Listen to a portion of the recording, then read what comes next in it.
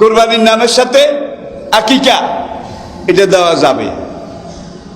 আবার কোন কোন ইমাম বলেছেন কোরবানি হইল ওয়াজিব আর আকিকা হইল সুন্নাত, নাকি অথবা মুস্তাহাব। কোরবানি ওয়াজিব, আকিকা সুন্নাত।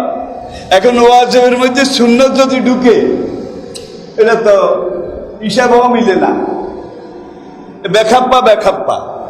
এই জন্য কতিপয় ইমাম এটাকে বলছেন জায়েজ হবে না। কোরবানি পারফেক্ট কোরবানি, এখানে কোনো আকিকা নাই। আকিকার জায়গায়। আর আকিকার ব্যাপারে হাদিস হুজুর বলছেন কাপসাইনে সন্তান যদি পুরুষ সন্তান হয় তাহলে 2টা বকরি, আর যদি কন্যা সন্তান হয় তাহলে 1টা বকরি। আমি কি বুঝাতে পেরেছি? এখন ছেলেরা আকিকা করবে, ঈদের সময়ের জন্য আমরা অনেকে অপেক্ষা করি।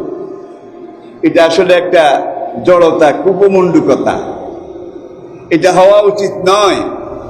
তবে পুত্র সন্তান যদি হয়, ইমাম আবু হানিফা রহমতুল্লাহ আলাই থেকে শুরু করে হাকিমুল উম্মাহ মুজাদ্দিদুল মিল্লাহ হযরত মাওলানা আশরাফ আলী থানভী রহমতুল্লাহ আলাই, যিনি না হলে পাক ভারত উপমহাদেশে গত 100 বছর আগে কোনো আলেম তৈরি হতো না।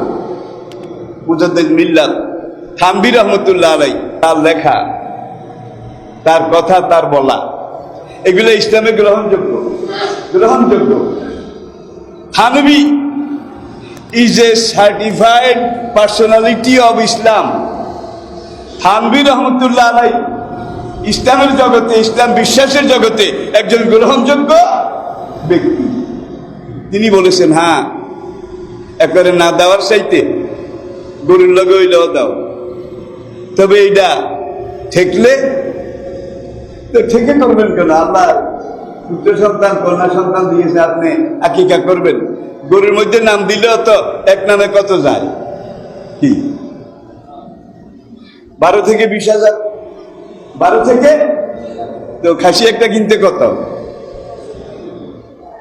তাহলে 3 দুয়ারিয়া ঘর, আল্লাহ রক্ষা কর।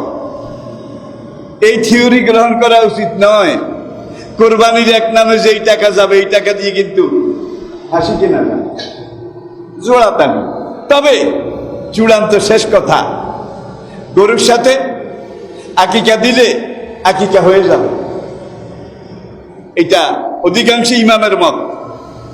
সন্তান যদি মেয়ে হয় তাহলে 1 নাম, আর সন্তান যদি ছেলে হয় তাহলে 2 নাম দিতে হবে। ওরা একজনে গতবার ছেলের জন্য 1 নাম দিছে, হুজুর 1 নাম দিছি। আমি কি আপনার ডালার দাও গেছে, সালার দাও গেছে? হুজুর বলছে 2 বকরি।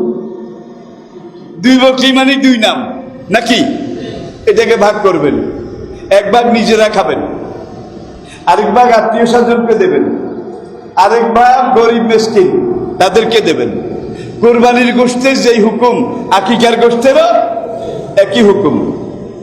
নতুন ওয়াজ ও ইসলামিক সঙ্গীত পেতে আমাদের বিবর্তন মিডিয়া চ্যানেলটি সাবস্ক্রাইব করুন।